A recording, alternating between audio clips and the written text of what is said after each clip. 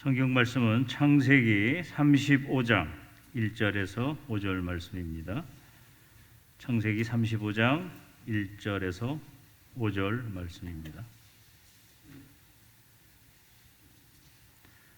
하나님이 야곱에게 이르시되 일어나 베델로 올라가서 거기 거주하며 내가 내 형 에서의 낯을 피하여 도망하던 때에 내게 나타났던 하나님께 거기서 제단을 쌓으라 하신지라. 야곱이 이에 자기 집안 사람과 자기와 함께한 모든 자에게 이르되 너희 중에 있는 이방 신상들을 버리고 자신을 정결하게 하고 너희들의 의복을 바꾸어 입으라. 우리가 일어나 베델로 올라가자. 내 환난 날에 내게 응답하시며 내가 가는 길에서 나와 함께하신 하나님께 내가 거기서 제단을 쌓으려 하노라 하며 그들이 자기 손에 있는 모든 이방 신상들과 자기 귀에 있는 귀고리들을 야곱에게 주는지라.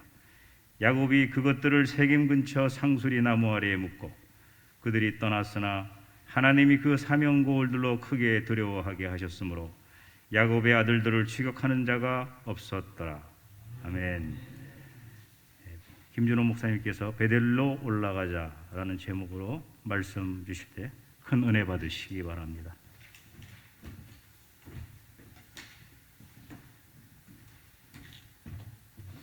할렐루야. 오늘 오후 찬양 예배에 특별히 우리 남전도회 헌신 예배로 모이게 됨에 진심으로 감사를 드립니다.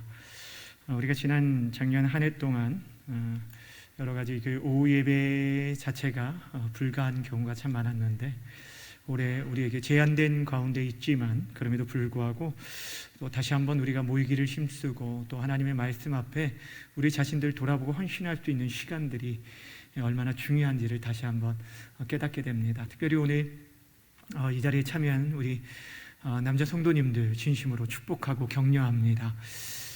참 이 시대 남성으로 살아간다는 것뿐 아니라 한 가정의 가장으로, 남편으로, 아버지로 살아간다는 것, 또 교회의 장로로, 또 집사로 살아간다는 것, 사실 참 쉽지 않은 그런 어려움 가운데 있음을 봅니다. 많은 분들이 이 시대를 아버지의 부재라고 말을 합니다. 어디서든지 참 그 남자들이 길을 피고 살아가지 못하는 그런 시대에 지금 살아가고 있죠. 어찌 보면 이 모든 것들이 이전에 가부장적인 그런 문화 속에서 억압받은 여성들이 뭐 어찌 보면 지금 이렇게 그 남성들을 그동안 당했던 걸 복수하는 것이 아닌가 하는 그런 생각도 들지만 사실 그렇지는 않은 것 같습니다. 어찌 보면 지금 우리들이 당하는 그 모든 어려움들은 다른 누구의 문제가 아니라 우리의 모습임을 발견하게 되어줍니다. 저는 이 오늘 남전도의 헌신 예배를 준비하면서 참 많은 그 마음의 무거움이 있었습니다. 또한 말씀을 준비하는 가운데 저희 아버지가 참 많이 떠올랐습니다. 저희 아버지는 참 성실하게 사셨지만 열심히 사셨지만 그럼에도 불구하고 또 자녀들과 아내를 저희 어머니를 잘 돌아보지 못했습니다.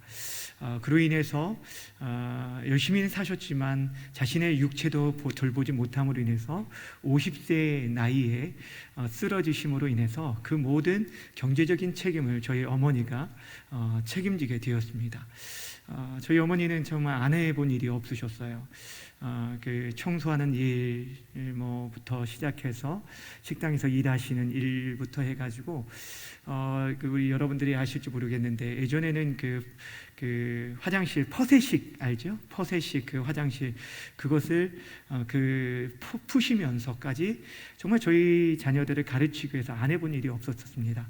근데 저희 아버지는 늘 그 모든 경제적인 책임을 저희 어머니에게 지게 하심으로 인해서 늘 미안한 마음, 그러니까 힘이 있을 때 또 자신이 할 수 있을 때 시간이 주어졌을 때 자녀들과 함께 시간도 보내고 또 함께 예배도 하고 이런 모습들이 있었으면 좋았을 텐데 몸이 상하시고 또 병이 난 다음에야 비로소 예수님을 그 병상에서 영접을 하시고 그러셨어요. 그래서 그 이후에는 자녀들을 위해서도 기도하시고 어머니를 좀 챙기시기는 하셨지만 늘 미안한 마음이 있어서 지금도 아버지가 요양병원에 계시지만 하시는 얘기는 다른 얘기가 아니라 늘 미안하다, 너희한테 참 미안하다, 그런 얘기를 하시는 것을 보게 됩니다. 저희 가정의 얘기를 하려고 한 게 아니라 저는 이제 우리 교회 성도들의 남성도의 회원들을 볼 때 그런 생각이 들었어요. 저희 아버지와 좀 비슷한 연배들도 계시고 살아온 무게들이, 가정을 지켜나가기 위해서 살아온 무게들이 얼마나 힘드셨을까 하는 생각을 많이 하게 되었습니다. 참 힘듭니다. 갈수록 영적인 리더십을 인정받지도 못하고 가정에서도 치이고 때로는 사회적으로도 치이고 경제적인 능력을 잃어가면서 그 위치가 참 위태로운 그런 시대에 우리 남전도 회원들이 살아가고 있지 않나, 그런 생각을 하게 되었습니다. 그런데 오늘 이 말씀을 살펴보려고 하는 것은 그 시대 가운데 한 가정의 어려움들과 아픔들을 어떻게 이겨내었는지를 함께 살펴보려고 합니다. 하나님께서 무너져가는 가정, 영적으로 침체되진 그 가정을 한 가정의 가장을 통해서 어떻게 일하여 주셨는지를 보려고 하는 것입니다. 왜 이 말씀을 생각하게 되었냐면 지금 사람들이 가정의 질서들을 인정하지 않으려고 합니다. 남편과 아내의 그 아내의 머리로 남편을 두셨는데도 불구하고 남편의 그 위치를 인정하려 들지 않습니다. 앞에서 말했듯이 그 모든 것은 어찌 보면 우리 남편들과 가장들의 책임이지 않을까 생각을 합니다. 가정을 돌아보고 섬기는 일들에 늘 우리들이 부족하였기 때문에 이런 어려움들이 있지 않나 생각합니다. 그런데도 하나님의 나라의 질서는 어디에 있냐면 각 가정의 아내의 머리를 남편으로 삼으셨다는 거예요. 남편들이 각 가정의 머리로 세워주셨다는 거예요. 그런데 그 남편의 머리는 또 누가 계시냐면 그리스도가 계십니다. 우리의 진정한 영적 리더십은 사실 하나님으로부터 부어지게 되어지는데, 그런데 그 질서를 인정하지 않을 때 아무리 강건하고 건강하고 그런 가정들도 결국에는 그의 자녀들로부터 쭉 무너지는 것들을 보게 됩니다. 제가 오늘 말씀드리려고 하는 것은 바로 이 영적 질서를 세워가기 위해서 하나님께서 사용하시는 영적 리더십인 가장들이 어떻게 서 있어야 할 것인가를 함께 나누려고 합니다. 다윗의 얘기를 좀 먼저 할게요. 다윗은 이스라엘의 가장 존경하는 왕 중에 한 사람입니다. 이스라엘의 모든 사람들이 다른 이 유다의 20명의 왕 중에서 가장 존경하는 왕으로 지금도 추앙받고 있습니다.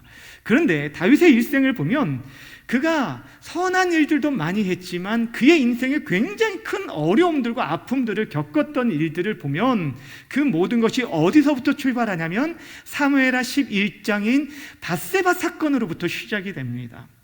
다시 그동안 하나님 앞에 진실하게 살았습니다. 거룩하게 살았습니다. 그런데 한순간에 그가 우리아의 아내 밧세바를 범한 사건으로부터 그 모든 영적 리더십이 무너지게 됩니다. 가족들 간에 문제가 일어나기 시작합니다. 아들이 아버지를 배신하게 되어집니다. 반역을 일으키게 됩니다.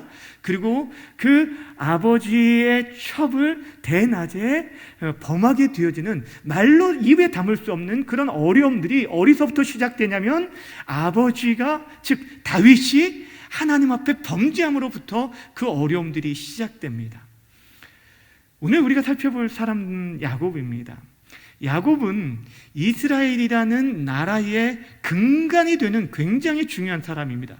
그의 아들 12명을 통해서 12지파가 형성이 되어졌는데, 사실 오늘 본문의 말씀은 그 한 가정의 영적으로 어떻게 대각성의 역사가 일어나게 됐는지를 소개해 주는 부분인데, 사실 이 일이 일어나기 전에 이 야곱의 가정은 철저히 깨어지고 부서진 그런 가정이었어요.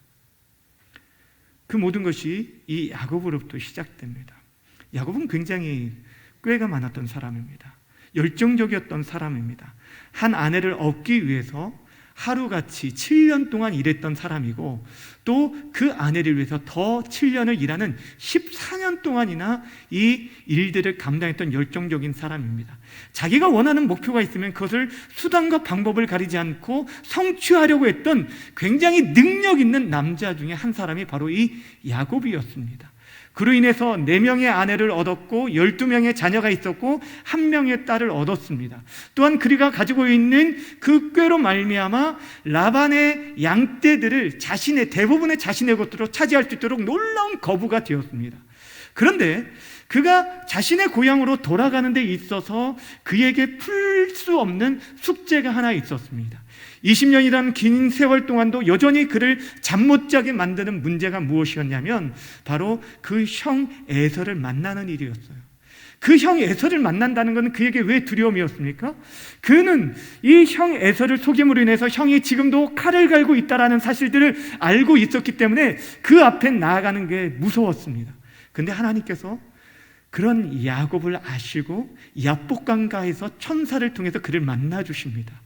그가 천사와 씨름하는 가운데 하나님을 만남으로 말미암아 그 이후에 어떤 일이 이루어지게 되냐면 야곱을 만나는데 서스럼 없이 만나고 그 야곱을 만날 때 기쁨과 즐거움으로 만나게 됩니다. 무슨 얘기를 하냐면 그가 하나님을 만남으로 인해서 20년 동안 그가 풀 수 없었던 문제, 그의 마음 가운데 담고 있었던 그 문제들이 한순간에 해결되게 되었다는 거예요. 누구로부터 시작했냐면 하나님을 만남으로 시작됐어요. 그런데 그가 그럼에도 불구하고 여전히 그 고향 땅으로 가지 아니하고 34장에 보면 세겜이라는 땅에 머물게 됩니다. 그가 세겜의 땅에 머물게 됐다는 이유에 대해서 학자들이 여러 가지 얘기를 하는데, 이 세겜 지역은 그 당시 굉장히 세속적인 문화가 발달되어져서 사람들이 살기에, 즐겁게 살기에 좋은 곳이라고 말을 합니다. 무슨 얘기냐면 하나님이 기뻐하신 그 장소를 택하기보다 야곱은 여전히 자신이 즐겁고 편안하고 안식을 누리고 세속적인 가치를 따라 살고 싶어서 그곳에 머물렀다는 거예요. 하나님을 분명 만났지만 그는 여전히 그 세겜 땅에 머물렀어요. 근데 그때 굉장히 큰 어려움을 당하게 됩니다. 이전에도 자신이 만난 문제를 해결할 수 없을 때 정말 하나님 앞에 엎드렸었는데 이번에도 정말 자신이 도저히 해결할 수 없는 문제를 만납니다. 자신에게 하나밖에 없는 딸 디나가 세겜 족속의 추장의 아들로부터 겁탈을 당하게 되어집니다. 근데 이 문제를 해결하는 가운데 있어서 그의 자녀들과 이 야곱이 행했던 반응은 전혀 하나님을 믿는 사람들의 태도가 전혀 아니었어요. 이들이 하나님을 믿고 섬기는 사람이라고 어디서도 내놓을 수 없을 정도의 사람들이었습니다. 동생이 겁탈당했다는 소식을 듣자마자 시몬과 레이가 보인 반응은 굉장히 분노를 합니다. 그리고 이 세겜 족속 사람들을 죽이기 위해서, 보복하기 위해서 그들과 거짓 약조를 냅니다. 하나님의 사람으로서의 신실함을 완전히 잃어버립니다. 그리고 그것도 사용했던 방법이 무엇이냐면 하나님의 백성이라는 표징인 이 언약의 징표인 할례를 들어서 그들로 하여금 할례를 받게 만듭니다. 그리고 그들이 고통하던 때에 한순간에 들어가서 세겜의 모든 남자들을 다 죽이게 됩니다. 여러분, 사실 이러한 일은 어디에서도 찾아볼 수 없는 일입니다. 근데 그들이 하나님의 사람이라고 하는 그들이, 하나님을 믿는다고 했던 그의 자녀들이, 야곱의 자녀들이 지금 어떤 일들이 했냐면 하나님 없이 살아갔다는 거예요. 마치 사사시대처럼 그들에게 왕이 없으므로 자신의 소견에 옳은 대로 행했던 것처럼 지금 그들은 아버지가 있었고 또한 하나님을 믿는 자들이었음에도 불구하고 전혀 하나님과 무관한 그런 인생들을 살았다는 거예요. 야곱도 별 다르지 않았어요. 이 문제에 있어서 하나님의 심판과 징계와 하나님의 뜻을 발견하고 그 앞에 엎드리기보다는 그의 자녀들에게 그 모든 문제를 위임했습니다. 이미 자녀들이 장성했음에도 불구하고 자신이 가지고 있는 그 영적 리더십을 사용하고 결정하기보다는 그 모든 것들을 자녀들에게 맡겨버렸습니다. 그리고 나서 나중에 이 레위와 시므온들이 그 행한 일들을 보고 나서 오히려 뭐라고 말하냐면 하나님 앞에서 우리가 범죄했다라고 말하기보다는 지금 이제 그 일로 인해서 가나안의 족속들, 브리스 족속들이 자신들을 공격하여서 죽게 될까 봐 두려워했는데 무엇 때문에 두려워했는지 14장 30절에 이렇게 말합니다. 야곱이 시몬과 레위에게 이르되 너희가 내게 화를 끼쳐 나로 하여금 이 땅의 주민 곧 가나안 족속과 브리스 족속에게 악취를 나게 하였도다. 나는 수가 적은즉 그들이 모여 나를 치고 나를 죽이리니 그러면 나와 내 집이 멸망하리라 라고 하면서 수가 적다는 것들을 들면서 지금 얘기하고 있는 걸 보게 돼요. 그러니까 야곱에게 있어서도 지금 당장의 그 문제, 자신에게 만난 문제에 있어서 하나님이 보이지 않고 자신의 수가 적으니 자신들은 이제 죽을 수밖에 없다라고 말했다는 거예요. 제가 왜 이 본문을 읽으면서 왜 우리 남전도의 회원들을 생각하게 되었냐면, 죄송하지만 영적 리더십을 잃어가게 되어질 때 이런 문제들이 우리의 가정 속에서 나타날 수밖에 없다는 거예요. 우리의 가정들, 여러분의 자녀들, 우리가 교회 목사입니다. 교회 장로입니다. 교회 집사입니다. 그런데 여러분의 자녀들이 생활하고 있는 삶의 방식은 지금 어떻습니까? 어떤 문제를 대할 때 여러분의 자녀들은 그 문제 앞에 하나님 앞에 엎드리며 하나님의 도심과 하나님의 뜻을 구하면서 문제를 해결합니까? 아니면 하나님 없이 우리가 하나님을 믿는 부모를 두고 있는데도 불구하고 그들이 결정하는 모든 삶의 방향이 하나님 없이 살아가는지 돌아보라는 것입니다. 하나님께서 이 야곱의 인생 가운데 지금 자녀의 문제, 이 어려움들을 겪게 하신 것은 결국에 야곱의 영적 상태를 보게 하신 거예요. 무슨 말씀인지 아시겠어요? 지금 야곱의 영적 상태가 그랬다는 거예요. 지금 이 자녀들의 문제는 사실 야곱의 원래의 모습이었어요. 그가 형을 속였습니다. 아버지를 속였습니다. 그가 하나님을 그때에도 믿지 않은 게 아니었는데도 불구하고, 그럼에도 불구하고 그는 자신의 욕심, 자신이 더 중요했기 때문에 아버지나 형이 아닌 자신의 욕심을 쫓아 거짓을 행하며 그렇게 속이며 살았던 인생, 일평생 속이는 자의 삶을 살았다는 거예요. 결국에 그 모습이 자녀들의 모습 속에 그대로 나타난 것들을 오늘 본문이 우리에게 말해주고 있습니다. 때로는 하나님께서 우리 인생들을 그 막바지까지 몰아갈 때가 있습니다. 왜냐하면 내 손으로 내 힘으로 도저히 할 수 없는 상황의 만남으로 인해서 그때사 우리에게 하여금 우리의 창 하나님을 바라보게 만들고 우리가 어디서부터 잘못됐는지 돌아보게 만든다는 거예요. 그동안 참 얼마나 열심히 달려오셨습니까? 열심히 달려고 일하고 내가 정말 다른 사람의 부끄럽지 않게 새벽부터 일하고 자녀들과 우리 가족들을 처자식 먹여 살리기 위해 애쓰고 달려왔는데, 그런데 지금 우리의 자녀들이 어떤 위치에 서 있냐는 거예요. 우리 자녀를 정말 하나님 경외하고 섬기고 있습니까? 하나님을 사랑하고 있습니까? 그들의 모든 결정과 삶의 방식 속에서 하나님과 함께하는 삶을 살고 있습니까? 이것이 저에게도 큰 두려움입니다. 저희 아이들이 이제 막 자라고 있지만, 아직은 그 품 안에 있고 있지만, 여러분의 자녀들이 이제 벌써 품을 벗어나서 더 이상 통제할 수 없다라고 말하는데, 여러분 정말 그 자녀들을 위해서 무엇을 하고 있습니까? 어찌 보면 이 야곱은요, 그의 인생 가운데 가장 큰 어려움을 만났고, 이제 이 가나안 족속과 브리스 족속의 그 위협으로 인해서 이제 얼마 있지 않으면 몰살될 위기 가운데 있었는데, 이 가정이 그와는 반대로 놀라운 영적 부흥을 경험하게 되었다는 거예요. 사실 그 시작은 누구로부터 시작됐냐면 하나님으로부터 시작되었죠. 34장에 그 두려움으로 끝났는데 35장의 첫 번째 1장에 무엇로 시작하냐면 하나님, 여호와로 시작을 합니다. 여호와께서 그 인생 야곱에게 찾아오셨어요. 여러분, 우리 인생의 가장 모든 문제의 시작은 하나님께로부터 시작이 됩니다.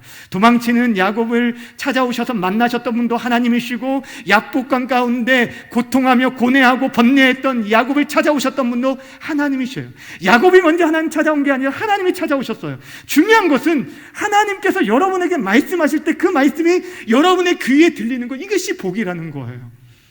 하나님은 여러분 늘 찾아오시는데 그 말씀이 들리는 게 복이라는 거예요. 하나님께서 오늘 야곱에게 찾아오셨어요. 그리고 말씀하십니다. 베델로 올라가라 라고 말씀하셨어요. 베델은 다른 곳이 아닙니다. 야곱이 형 에서를 속이고 도망하던 곳에 하나님을 만났던 곳입니다. 하나님의 집이라고 불리는 이 베델, 그가 열심으로 하나님을 찾으면서 제사하기 위해, 예배하기 위해서 찾았던 곳이 아니라 그는 도망치는 가운데 있었어요. 어찌 보면 자신이 떳떳하면 도망갈 이유가 없잖아요. 자신이 행했던 일에 대해서 알고 있었기 때문에 그런 무거운 마음을 가지고 도망치고, 그것도 굉장히 외로운 밤을 보내야 했던 그때에 하나님께서 먼저 찾아오셨어요. 야곱아, 내가 너와 함께 하겠다. 너에게 아브라함부터 허락하셨던 그 약속을 이어가게 만들겠다라고 약속을 하시고 만나 주셨어요. 실패한 인생, 도망치는 인생, 범죄한 인생까지도 하나님께서 찾아오셨어요. 그렇게 만났어요. 그리고 그의 인생 가운데 처음으로 하나님 앞에 제단을 쌓고 예배했던 곳이 바로 이 베델이에요. 저는 우리 성도님들 가운데 아마 그러한 하나님을 깊이 만났던 은혜들이 한순간은 있었을 거라고 생각을 합니다. 그때가 언제는 저는 모릅니다. 어떤 상황에서 그런 은혜를 하나님께서 여러분들에게 허락하셨는지도 모릅니다. 그런데 하나님께서 여러분들에게 지금 요구하시는 것은 그 베델로 올라가라라고 말씀하셔요. 야곱에게 있어서 내가 내 문제 해결해 줄게 라고 말하지 않아요. 내가 그 모든 적들 물리쳐 줄게 라고 말하지 않아요. 그에게 다만 베델로 올라가라 라고 말씀해 주셨어요. 우리가 지금 당면한 각 가정의 문제들이 있을 수 있어요. 경제적인 어려움들이나 또는 육체적인 어려움이나 관계적인 어려움이나 여러 가지가 있는데, 하나님께서 우리에게 제시해 주는 방법은 다른 게 아니에요. 베델로 올라가라는 거예요. 왜 그러냐면 우리 인생에 많은 문제들, 여러 가지 갖가지 문제들이 있지만 그 문제의 근원은 하나님과의 관계의 파괴에서부터 온다는 거예요. 야곱의 가정의 진짜 문제는 무엇이었냐면 야곱이 하나님 앞에 예배자로 서 있지 못했다는 거예요. 겉으로는 그는 족장으로서, 그 가정의 족장으로서 아마 경건하게 예배하는 모습은 있었을지 모르겠습니다. 우리가 매 주일 예배에 나오는 것처럼 그런 모습이 있었을지는 모르지만 그는 어느새 하나님 없는 그런 삶을 살고 있었다는 거예요. 여러분이 하나님 앞에서 진실하게, 우리 남자 성도님들 하나님 앞에서 엎드려 본 적이 언제입니까? 여러분은 언제 금식해 보셨어요? 여러분의 자녀들을 위해서 정말 하나님 앞에서 울어본 적이 최근에 언제 있었습니까? 자녀들이 지금 하나님을 떠나 살아가고 있는 걸 알면서도 불구하고 하나님 앞에 진지하게 생명 걸어 하나님 앞에 울어본 적이 정말 언제 있으십니까? 하나님께서 지금 야곱에게 인생에 찾아오셔서 다른 얘기를 하신 게 아니라 베델로 올라가라 라는 그 말씀을 해 주셨습니다. 감사하게 야곱은요, 그 음성 가운데 믿음으로 반응을 했습니다. 즉각적으로 반응을 했어요. 그리고 이전에 자신이 만났던 베델의 하나님을 떠오르게 됩니다. 뭐라고 말씀합니까? 뭐라고 말합니까? 그분이 내가 환난 날에 내게 응답하시며 내가 가는 길에도 나와 함께 하신 하나님께서 내가 거기서 제단을 쌓으려 한다라고 말해요. 모르겠어요. 이전에 그의 자녀들에게 베델에 대한 이 얘기를 무용담처럼 했을지 몰라요. 내가 이 도망치던 때에 하나님 나를 이렇게 만나주셨다라고 말했을지 몰라겠어요. 그런데 그들과 함께 한 번도 베델로 올라가 본 적이 없어요. 한 번도 하나님 앞에 예배자로 서본 적이 없다라는 거예요. 아마 자녀들에게 말했을 때, 얘들아 우리가 베델로 올라가자라고 말했을 때, 아니 언제 그렇게 올라가셨다고 올라갑니까? 라고 말했을지도 모르겠어요. 그동안 그가 보였던 모습들이 어떠했는지, 그런데도 불구하고 이 야곱은 하나님께서 나를 그 환난 날에 만나 주셨던 그 하나님 앞에 내가 제사하러 갈 텐데 함께 가자라고 말했어요. 이것이 야곱의 가정이 하나님 앞에 쓰임 받을 수 있었던 놀라운 계기가 된 거예요. 야곱 혼자 올라간 게 아니었어요. 그의 가정 집안에 있는 사람들과 그 모든 식구들에 이르기까지, 이방의 종들에 이르기까지 모두에게 함께 올라가자라고 말했다는 거예요. 올라가라는 음성을 들었을 때 올라가자라고 화답하며 나아가는 것, 한 글자가 차이 나지만 이것은 놀라운 부흥의 역사, 회복의 역사를 일으켰다라는 것입니다. 이 야곱의 마음 가운데 하나님께 올라가는 것이 우리 가정의 회복의 길이라는 걸 알았기 때문에, 하나님이 나를 찾으신다는 걸 알았기 때문에, 우리 가정이 지금 여러 가지 사방의 우겨쌈을 당하고 죽음의 위기 가운데 있지만, 그런데 다른 게 아니라 내가 하나님 앞에 나가 예배할 때만이 회복된다는 것들을 알았기 때문에 그는 결단하고 자녀들이 뭐라고 하든지 그들에게 선포했어요. 얘들아, 베델로 올라가자라고 말했어요. 여러분, 이 결단이요, 이 헌신이요, 그 가정을 살리게 되어졌어요. 그냥 가지 않았어요.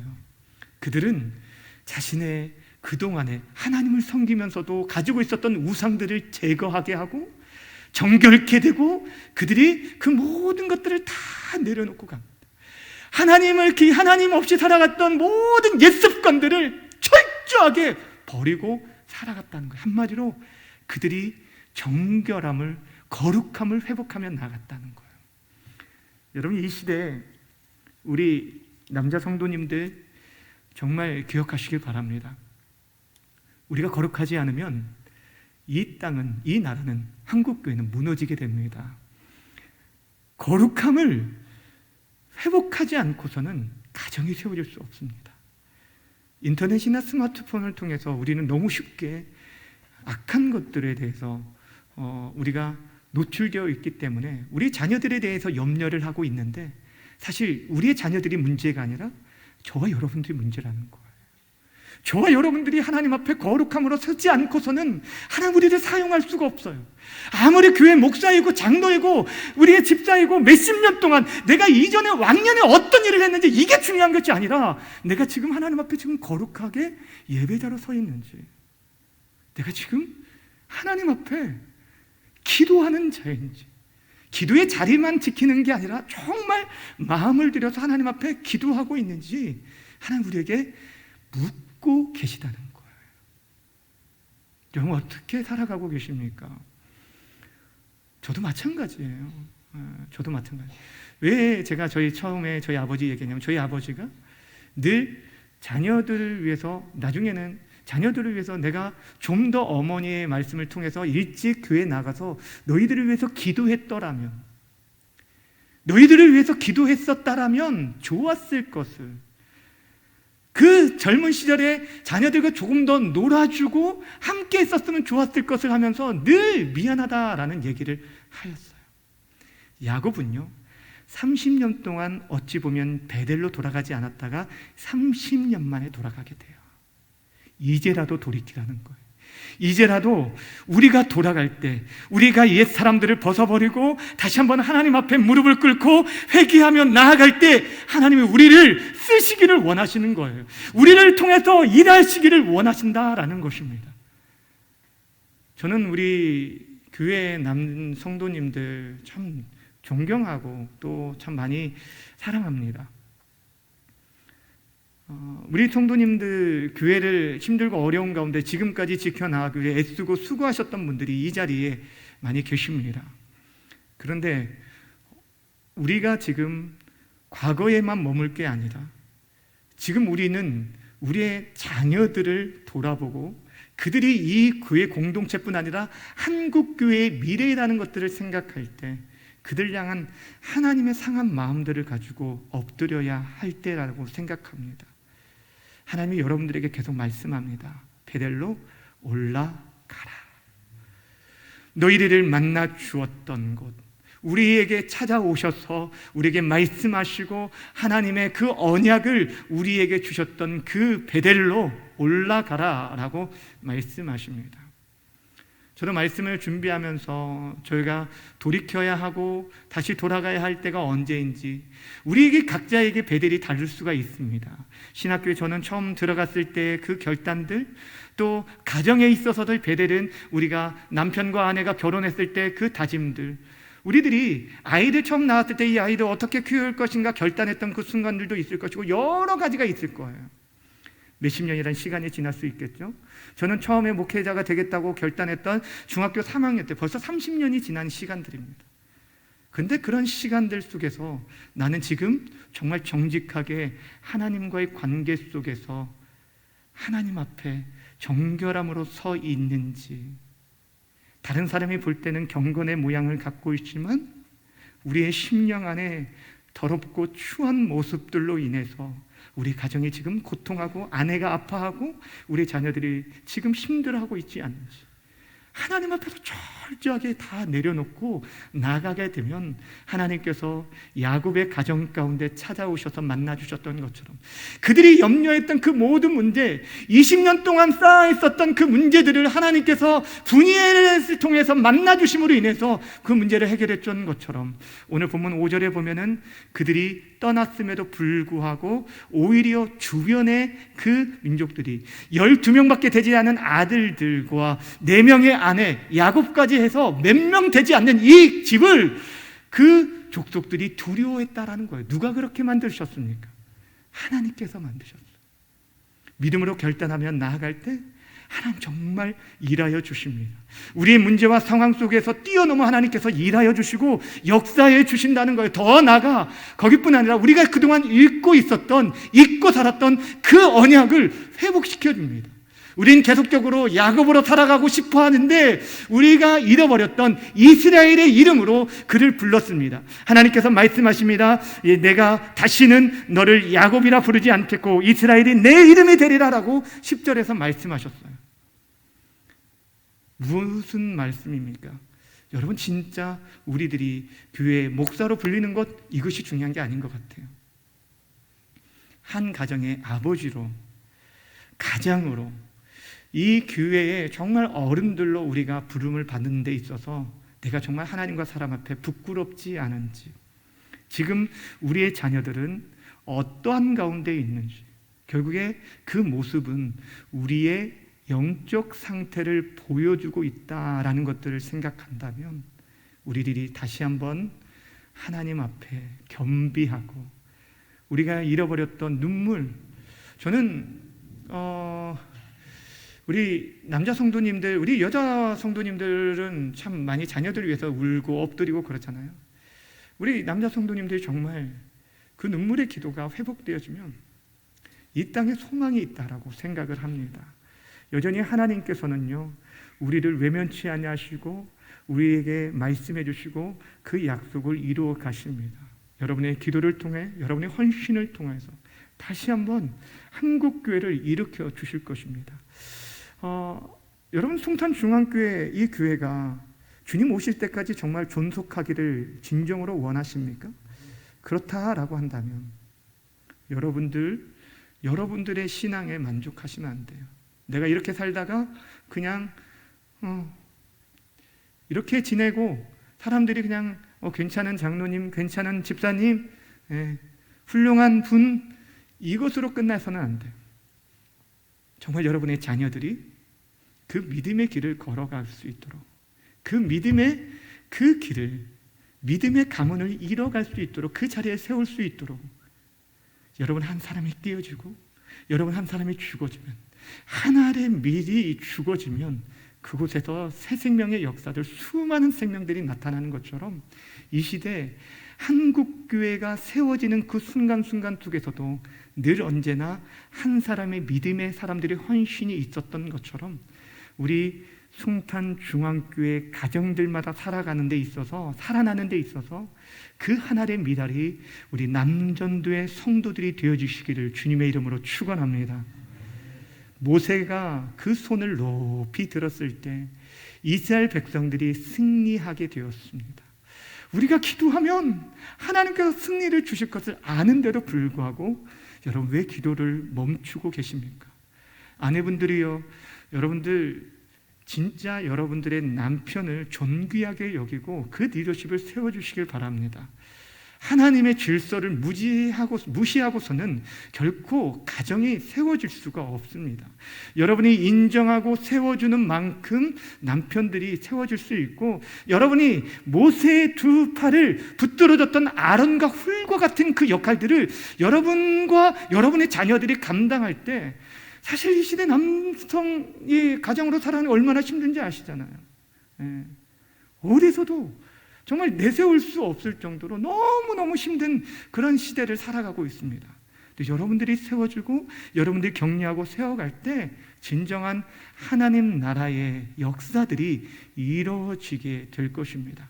바라 원하기는 이 자리에 있는 우리 남전도의 성도님들이 다시 한번 회복되어짐으로 인해서 야곱의 가정 가운데 큰 영적 부흥이 일어나게 되어지고, 그 가정이 이스라엘이라는 큰 민족을 이루며 하나님 역사에 쓰임받았던 것처럼 저와 여러분들, 우리의 가문들, 우리의 자녀손들을 통해서 하나님의 크신 뜻이 아름답게 이루어질 수 있게 되기를, 그 일을 위해서 먼저 여러분과 제가 베델로 올라갈 수 있는 그런 결단과 헌신이 설 수 있는 이 귀한 헌신 예배가 되어지기를 주님의 이름으로 축원합니다. 기도하겠습니다. 참 좋으신 하나님, 감사합니다. 오늘 남전도의 헌신 예배로 모이게 하시고, 오늘 하나님 앞에 말씀으로 함께 나눌 수 있는 시간 허락해 주신 것 감사합니다. 하나님, 우리가 참 부족하고 연약한 자들임을 고백합니다. 하나님 아버지, 우리를 긍휼히 여겨주시고 불쌍히 여겨주시사 이 시대의 아버지로서, 이 시대의 남편들로서, 이 시대 한 가정의 가장으로서 영적 리더십을 회복할 수 있도록 도와주시옵소서. 하나님, 아내 위에 군림하는 자가 아니라 우리 위에 우리 주님께서 계심을 알고 하나님의 통치 아래서 섬김과 사랑으로 가정과 사랑하는 자녀들을 잘 세워갈 수 있도록 은혜 허락하여 주시고, 무엇보다 우리가 하나님께 돌이킴으로 말미암아 하나님의 은혜를 구함으로 말미암아 하나님, 무너지는 우리의 가정들, 우리의 자녀들을 회복할 수 있는, 하나님 없이 살아가려는 이 시대 가운데 정말 하나님의 사람들로 우리가 엎드릴 수 있는 귀한 은혜가 임할 수 있도록 도와주시옵소서. 우리 송탄중앙교회를 긍휼히 여겨 주옵소서. 우리뿐 아니라 우리의 자녀손들이 하나님 믿음으로 세워질 수 있도록 여호와 하나님, 우리에게 다시 한번 젖은 눈물과 꿇는 무릎을 회복시켜 주시옵소서. 감사드리며 예수님의 이름으로 기도하옵나이다. 아멘.